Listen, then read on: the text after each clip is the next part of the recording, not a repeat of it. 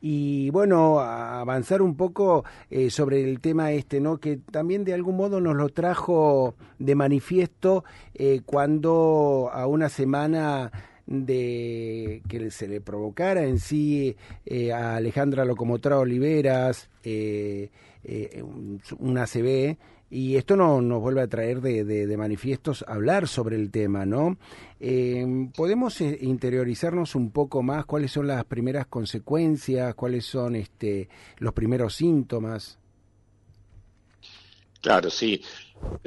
Sí, lamentablemente sale un poco a la luz todo lo del ataque cerebrovascular cuando pasa, pero hay mucho que podemos hacer. Primero podemos darle a la gente, no asustarla, hay buenas noticias, el ACV existe, que es la mala noticia, pero tenemos cómo prevenirlo, tenemos cómo tratarlo, tenemos cómo rehabilitarlo, cosas que son extremadamente importantes. Sí, claro, depende del segmento del cerebro que usted tenga el ataque cerebral. Cuando el ataque cerebral afecta a determinada parte del cerebro, uno no puede hablar, no tiene fuerza de la mitad del cuerpo, o no tiene sensibilidad, o no entiende lo que el otro le está diciendo. Son todos síntomas de acuerdo a la afectación de qué parte del cerebro en ese momento se le haya bloqueado la sangre, que es lo que nosotros llamamos ataque cerebrovascular isquémico, o haya tenido una hemorragia en esa parte del cerebro, y es entonces lo que llamamos un ataque cerebrovascular hemorrágico. Y depende cuál de ellos es qué es lo que podemos hacer, pero tenemos cosas en común, por ejemplo, tenemos cosas en común con el corazón. Por ejemplo, la hipertensión arterial puede causar cualquiera de los dos. Uh-huh. Así que esas son las malas noticias de que existe, está acá, está entre nosotros, y cada tanto se reflota porque afecta a una persona y sale esto a la luz Uh-huh. nuevamente. De hecho, Pero ¿no crees? adelante, sí. Sí, no, cada año estaba leyendo que cerca de 15 millones de personas sufren una ACV en el mundo, ¿no? O sea que esto es importantísimo destacarlo también. Sí, sí, tiene una frecuencia alta. En la Argentina afecta más o menos 120.000 personas por año también. Así que, y depende de la severidad, del síntoma, de la mayor o menor cantidad del cerebro afectado, es lo que, digamos, lo que puede quedar después Uh-huh. de él. Pero la verdad que hay que focalizarse en la prevención, Uh-huh. que son todos los factores de riesgo que ustedes ya conocen también que afectan al corazón. Uh-huh. Ujú. Vamos a Pero entrar en ellos. Uh-huh. si uno junta, por ejemplo, la cantidad de ataques cerebrovasculares y ataques cardíacos, es la primer causa de muerte de todo el Uh-huh. mundo, y también es la primera causa de discapacidad. Si Uh-huh. uno separa los ataques cerebrales, es la tercera causa. Depende también del país, ¿no? En los países desarrollados ya pasó a ser la quinta, sexta causa. Todavía en la Argentina es tercera causa. Ujú. Surgen. Perdón con ese ranking. ¿Por qué? ¿Qué lo alteró? No, bueno, cuando uno actúa como estamos haciendo ahora, cuando uno actúa sobre la prevención, uno actúa sobre las causas, uno educa a la población, va mudando, pasó a ser Uh-huh. la primera, la tercera, la Ajá, quinta, la sexta, en Europa es la sexta, pero claro, claro, el claro, sistema está absolutamente preparado claro. para la prevención y para el tratamiento en Ujú. agudo.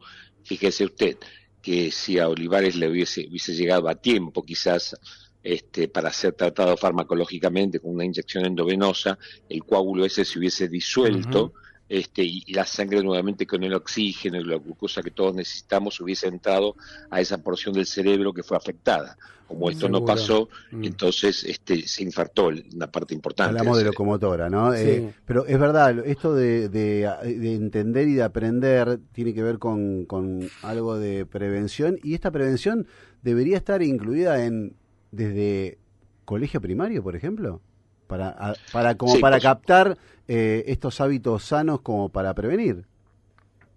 claro, claro, yo creo que es ahí donde uno puede actuar.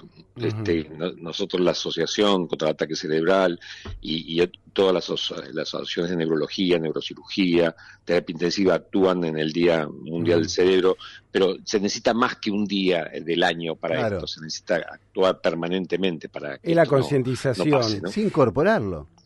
Tenés que incorporarlo. Sí, claro.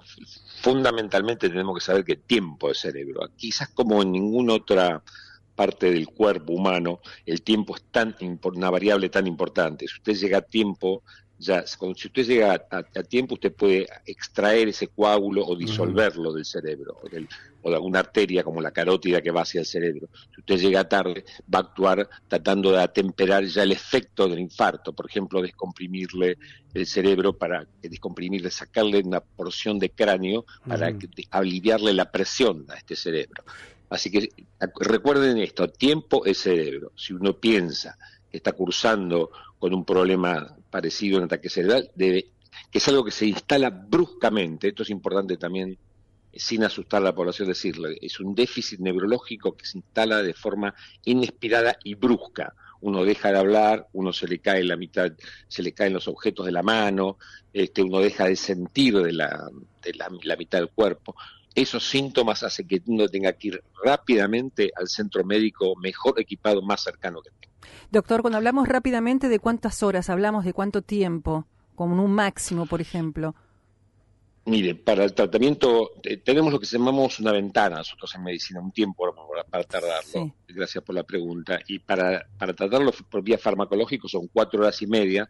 Para extraerle el cerebro, el coágulo del cerebro todavía se alarga un poquito, al principio eran 8 horas, hay algunos casos seleccionados donde uno puede esperar hasta 24 horas, pero recuerden, acá el tiempo, el cerebro debe actuar rápidamente. Si es mejor, antes de las 4 horas y media, mejor. Si no, igual vayan al centro más equipado. ¿Por qué? Porque hay que mirarle el cerebro por dentro, hay que mirar cómo está. Y hoy en día con una tomografía computada, con una resonancia magnética, nosotros podemos saber exactamente qué es lo que está pasando y actuar en consonancia. Doctor, también quería preguntarle, porque recién hablaba de los hábitos saludables, ¿no? Para evitar llegar quizás a estos cuadros. Digo, ¿qué pasa con la gente tan joven? Hay gente cada vez más chica que se escucha que tienen ACV, y hablamos de adolescentes, quizás de gente muy joven que tiene hábitos, digamos, naturales y normales para una edad, ¿no? Sí, estamos ante un síndrome que afecta, no discrimina, primero tenemos que saber eso, no discrimina por sexo, no discrimina por edades, por supuesto que es más frecuente cuando más frecuente la edad de uno, se duplica su incidencia después de los 65 años, pero afecta también a gente joven. Claro. Cuando hablábamos de cambios de hábitos, decíamos de agregarle ejercicio físico, una dieta saludable, controlar la cantidad de sal que uno come, la cantidad de glucosa que uno come. Y fundamentalmente es eso, pero también mirar todo el espectro hematológico, por ejemplo, determinados medicamentos, determinados anabólicos que usa mucho la gente joven, que pueden crear un estado propenso a que se formen coágulos en la sangre. Y este coágulo, en algunas ocasiones, puede migrar hacia el cerebro, afectándolo. Entonces hay que tratar de evitar o usarlos bajo control médico, que es importante también. Sí, se puede utilizar, no hay que asustar a la gente. Se puede utilizar, pero bajo control médico. Es decir, que en el caso, por ejemplo, de locomotora, ella quizás usaría anabólicos y eso podría ser lo que le haya detonado este cuadro, este ACV. Puede ser, yo la verdad que no quiero hablar de una persona específica de este cuadro, pero bueno, cuando uno mira de su estado físico, que era impecable, los músculos, etcétera, seguramente quizás algún médico que estaría en su equipo estaría controlándola con la ingesta de anabólicos, por ejemplo, que son muy buenos porque permiten construir músculo, claro. Pero también tenemos que saber que si no son bien controlados pueden causar problemas, sobre todo un estado especial de la sangre que puede llevar al aumento de la coagulación. Doctor, cuando uno a veces dice, me duele la cabeza, me duele mucho la cabeza, y a lo mejor uno se lo atribuye a una migraña, un poco de tensión quizás muscular o cervical, digamos, ¿qué diferencia entre el dolor de cabeza que uno tiene en un comienzo de una ACV, ¿no? En el dolor de cabeza de una ACV, por ejemplo?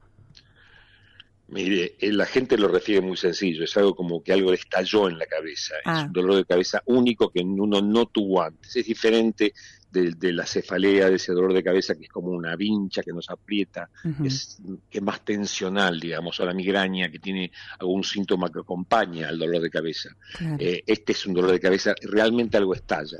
Estas son las menos frecuentes, son nada más que el 15% de los ACV hemorrágicos, pero son muy devastadores, porque se rompe algo, se rompe una arteria por un ataque de presión, o se rompe una malformación que se llama aneurisma que uno tiene en forma congénita. Claro. Ese es un grupo particular de ACVs de ataques cerebrovasculares hemorrágicos.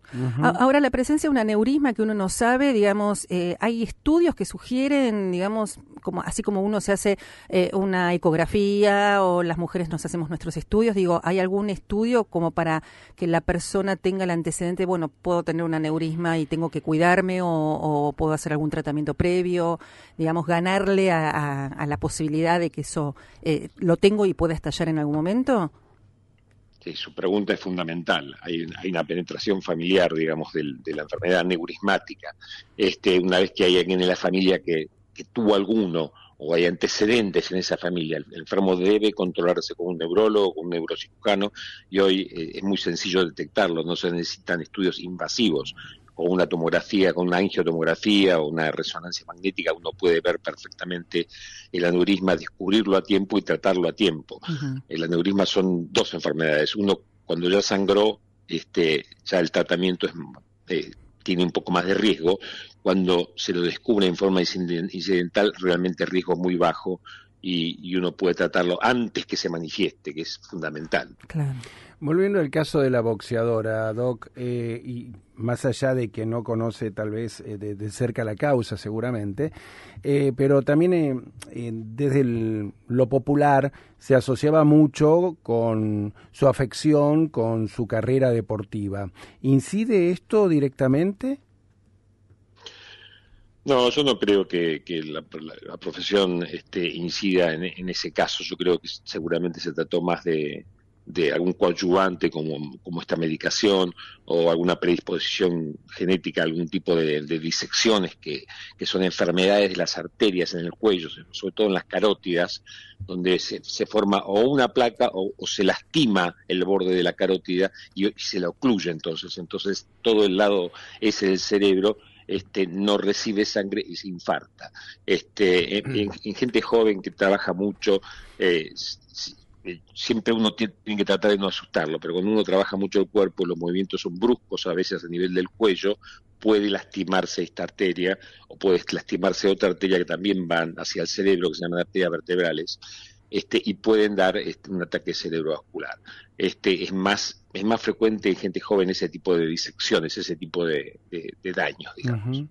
Y a propósito, ¿las secuelas en ambos tipos de ACV son parecidas o cuál es el resultado que tiene luego de atravesar, obviamente, la enfermedad?